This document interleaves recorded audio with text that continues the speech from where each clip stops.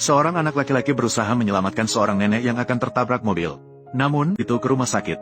Dia diberitahu oleh dokter bahwa biaya operasi diperlukan sebesar 500.000. Namun, dia hanya memiliki beberapa ribu rupiah.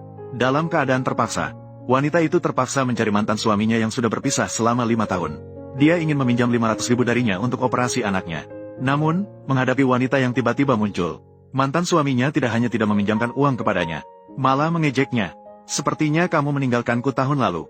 Hidupmu selama ini juga tidak terlalu baik. Namun, yang tidak diketahui pria itu adalah, alasan wanita itu meninggalkannya juga karena terpaksa. Ternyata 5 tahun yang lalu, pria itu menderita penyakit terminal dan tidak memiliki banyak waktu. Ketika wanita itu pulang, dia secara tidak sengaja mendengar percakapan pria itu dengan seorang asing. Dia baru tahu bahwa pacarnya bukanlah orang biasa, melainkan seorang pewaris miliarder dengan kekayaan triliunan.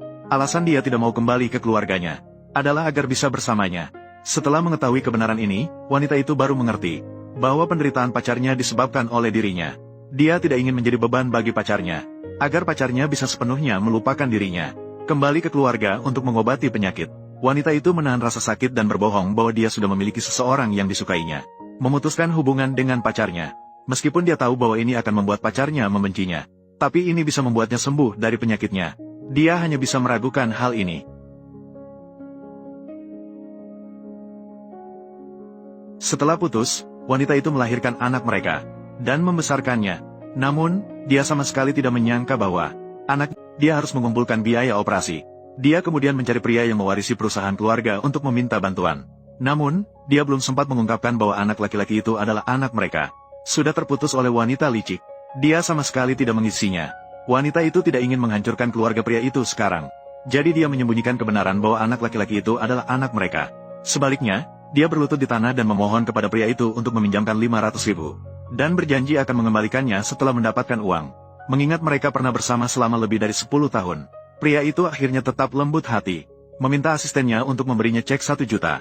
Namun, wanita licik itu justru menghalangi pada saat itu.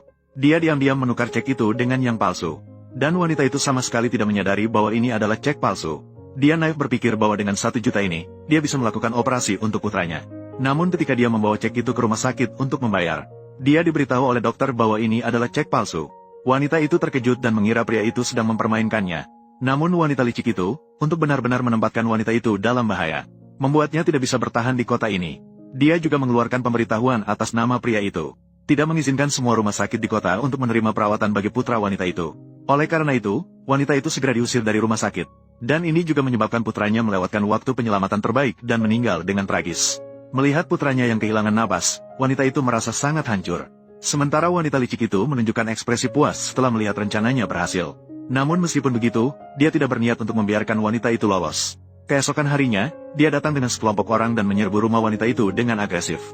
Dan berbohong bahwa pria itu yang menyuruhnya datang. Wanita itu merasa sangat jijik karena menggunakan uang pria itu. Jadi dia mengirim dirinya sendiri untuk memberinya sedikit pelajaran. Sambil berkata, dia memerintahkan anak buahnya untuk mulai melakukan kekerasan. Wanita itu sangat takut mereka melakukan hal ini akan mengganggu anaknya yang baru saja meninggal. Dia ingin maju untuk dan menuduh wanita itu. Dia mengklaim bahwa dia hanya lewat di sini dan mendengar wanita itu mengutuk pria itu. Dia juga mengatakan bahwa berpisah dengannya adalah pilihan paling bijak yang pernah dia buat. Wanita itu segera marah dan menuduh wanita licik itu berbohong. Namun, wanita licik itu justru mendorong dari samping. Dia mengklaim bahwa begitu dia masuk, dia melihat wanita itu berusaha melindungi sesuatu di belakangnya. Di dalamnya pasti tersembunyi rahasia yang tidak boleh diketahui. Mungkin itu adalah bukti yang digunakan wanita itu untuk mencemarkan nama baik pria itu. Dan pria yang buta dan tuli bunyi di bawah selimut, bibi kecil, juga membawaku mengenakan sepatu kecil. Dia pasti tidak ingin ayahnya melihatnya dalam keadaan yang begitu memalukan.